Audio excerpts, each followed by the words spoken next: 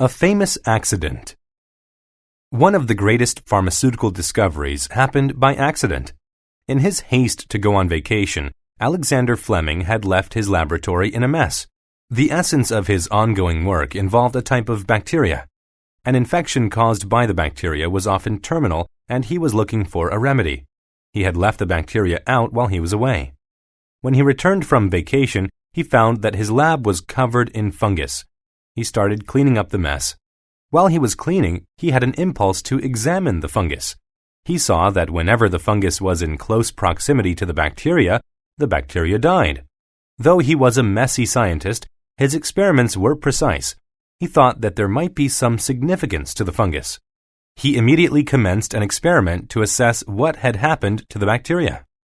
It had either died by accident or the fungus had killed it. The subsequent tests proved it was the latter reason. What he found astonished him. The fungus actually killed the bad bacteria. All this time, he had been looking for a synthetic material to kill the bacteria. Instead, a common fungus did the job. He knew that something in the fungus had killed the bacteria. His next step was to find those molecules that had done it. When he found them, he extracted them and put them into a pill. The drug proved to be very effective. It also worked against other types of harmful bacteria. The discovery received a lot of publicity. Soon after, the new drug was being used all over the world. Because of the success, the scientist was able to develop even more fabulous drugs to help people. His accidental discovery changed the world and helped save many people's lives.